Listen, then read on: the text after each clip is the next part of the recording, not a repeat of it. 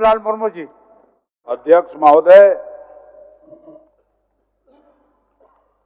माननीय राज्यपाल के द्वारा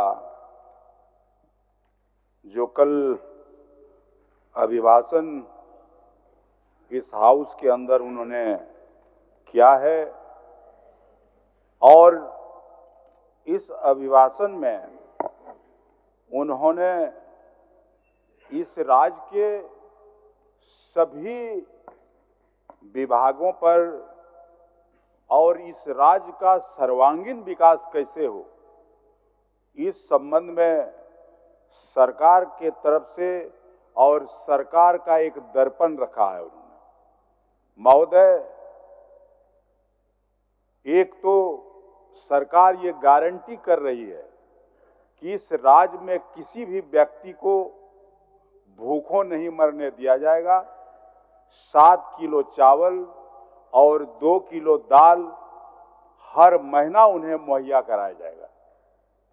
महोदय, शिक्षा के क्षेत्र में कैसे ये राज्य बढ़े, उसके लिए उन्होंने बड़ी स्पष्ट तौर पर 60,000 प्राथमिक शिक्षकों की नियुक्ति, 15,000 प्रधानाध्यापक की नियुक्ति, साथ ही साथ 10,000 2,500 लिपिकों की नियुक्ति, 10,000 सिपाही की नियुक्ति और 10,000 क्षेत्रीय भाषाओं की भाषा शिक्षकों की नियुक्ति।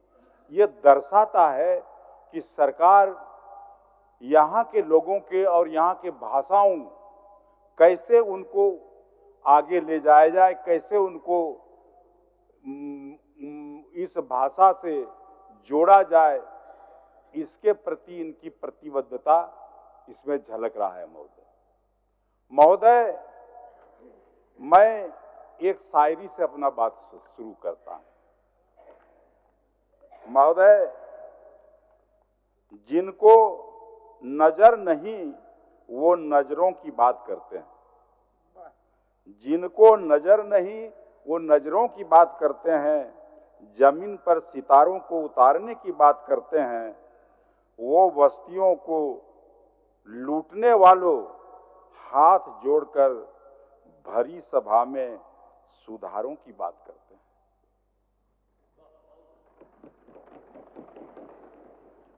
महोदय, मैं ये बात इसलिए कहना चाहता हूं, ये लोग ठगने में कम नहीं है और तिल का ताड़ बनाने में भी कम नहीं है। माननीय सदस्य स्टीफन मरांडी के क्षेत्र में गायबथान एक जगह है, उसको रण क्षेत्र बनाया, कुरुक्षेत्र बनाया और बड़े बड़े नेता आए और लगा कि आदिवासी और अल्पसंख्यकों के बीच में लड़ाई वहीं से शुरू करा दिया जाए, ताकि इधर एक तरफ घुसपैठिया का बात, इधर एक तरफ आदिवासियों को शोषण करने की बात, जमीन छीनने की बात। उसका नेतृत्व इन्हीं का एक नेता मिस्त्री सोरेन जी थे। और जानते हैं महोदय, उस रण क्षेत्र को जिस ढंग से माननीय मुख्यमंत्री हेमंत सोरेन जी गए, 2 लाख से ज्यादा लोग जुटे और इस खाई को पाटने का काम किया और ईलों के मंसूबे पर पानी डालने का भी काम किया। और उस मिस्त्री सोरेन जब चुनाव में खड़ा हुआ, वहां स्टीफन बाबू जीते, उस गायबथान बूथ में उसको कितना वोट मिला? 1 वोट मिलता है। ये स्थिति है। इसलिए महोदय, इन लोगों की बात को तो बड़ा गजब बात है, क्या कहा जाए। ये लोग दावा ठोका था 65 पार, इस बार लोग बोला कि 65 के ऊपर हम लोग जाएंगे। यहां के जनता का नब्ज कोई लोग नहीं टटोल पाता, यहां के लोगों को ये लोग समझ नहीं पाता। थोड़ा बहुत बाबूलाल मरांडी जी चंपई सोरेन जी समझने का प्रयास किया, ये लोग कहां से करेगा, ऊपर से ये लोग पूरे संगठन को हाईजैक कर लेता है, ऊपर से बड़े बड़े नेता आए और अपने ढंग से उन लोगों ने यहां के संगठन को चलाया, कैसे चुनाव लड़ा जाए उसकी बात की, और वो 65 पार क्या हुआ महोदय, है 65 पार, न्यूरिना न्यूरिना न्यूरिना न्यूरिना न्यूरिना न्यूरिना, संथाली में बोलता है गिरना, गिरते गिरते गिरते गिरते गिरते गिरते गिरते गिरते गिरते गिरते गिरते गिरते गिरते गिरते गिरते कहां आया, खजूर में भी नहीं अटका और बबूल में लटका, आ गया 21 पर। तो इसलिए इन लोगों को गंभीरता से सोचना चाहिए कि झारखंड की जनता आप लोगों पर विश्वास नहीं करती, या झारखंड की जनता के मनोदशा को, मनोवृत्ति को आप लोग परख नहीं पाते हैं। इसीलिए आपको, हमको लगता है इस राज्य की जनता 10 से 15 वर्ष तक आपको उधर ही बैठने के लिए पसंद जनता कर रही है कि आपको उधर बैठने, इधर बैठने का मौका नहीं देगी। इसीलिए महोदय हम कहना चाहेंगे कि ये जब 14 अक्टूबर को माननीय मुख्यमंत्री के नेतृत्व में कैबिनेट हुआ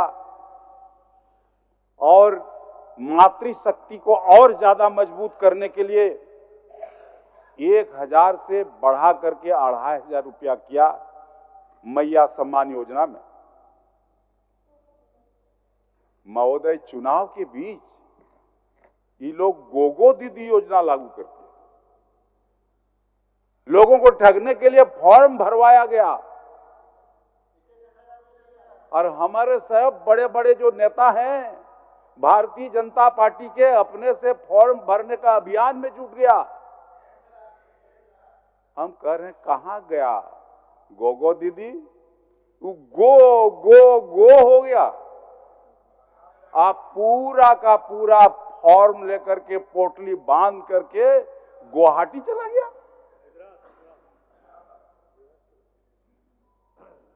महोदय ये लोग अब दुकान में होता है ना रिडक्शन माल, जनता के नजर में लोग रिडक्शन माल हो गया अब। इसीलिए यहां माननीय मुख्यमंत्री, शेरे दिल मुख्यमंत्री और झारखंड की नेत्री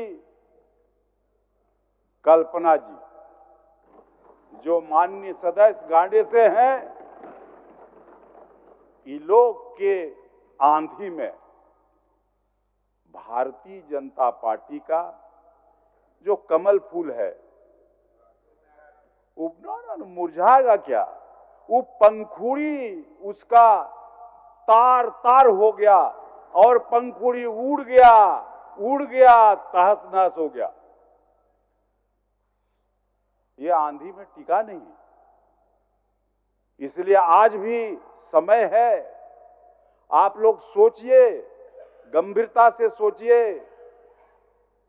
और पता नहीं हमारे इतना अच्छे दोस्त थे हमारे छोटे भाई चंपई सोरेन जी, किधर से इसको कौन सा भूत लगा, ये आखिर भाग गया उधर।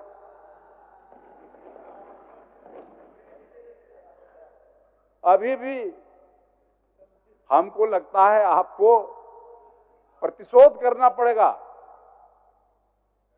और हम तो आपको बोले थे कि हम तो वहां 10 साल रह के आए हैं, उधर हमको अनुभव है, उधर क्या है नहीं है सारा बात, इसीलिए आपको भी लगता है 10 साल के बाद आइएगा। इसीलिए हम तो यही कहेंगे कि भारतीय जनता पार्टी यहां ना आदिवासी समझ पाती है और न पार्टी आदिवासियों को समझ पा रही है। इसलिए आज बाबूलाल जी तो बहुत सम्मानित नेता हैं, लेकिन पूरे झारखंड में आदिवासी क्षेत्रों में, चाहे वो लोकसभा का चुनाव हो, चाहे वो विधानसभा का चुनाव हो, आदिवासियों ने आपको नकारा है। इसको मानिए, आपका आदिवासियों पर पकड़ समाप्त हो गया है और यहां का बाकी जितने भी लोग हैं, दलित हो या यहां के तमाम रहने वाले निवासी हो, मूल निवासी हो, भारतीय जनता पार्टी से अब मोह भंग हो गया है। इसीलिए हम तो यही कहेंगे कि झारखंड मुक्ति मोर्चा के नेतृत्व में जो गठबंधन है, यही गठबंधन इस राज्य को आगे बढ़ाने का काम कर सकती है। और जिस ढंग से वर्तमान सरकार और माननीय मुख्यमंत्री हेमंत सोरेन जी के नेतृत्व में इस राज्य में सरकार काम करना शुरू किया है, हमको लगता है कि आने वाला चुनाव में आप लोगों का नामो निशान मिट जाएगा। इसलिए हम तो यही कहना चाहेंगे महोदय कि इस बजट के ऊपर भी लोग टीका टिप्पणी कर रहे हैं कि इस बजट को ये सरकार जनता के बीच लागू नहीं कर पाएगी और ये बीच में ही सरकार बम बोल देगी। हमलाल बाबू बोलिए, आप बोलिए महोदय, मैं कहना चाहता हूं कि ये सरकार हो गया, बोल दिया तो इस राज्य के सर्वांगीण विकास के लिए, इस राज्य के सर्वांगीण विकास के लिए काम करेगी और निश्चित रूप से इस राज्य को आगे बढ़ाने का काम करेगी। महोदय,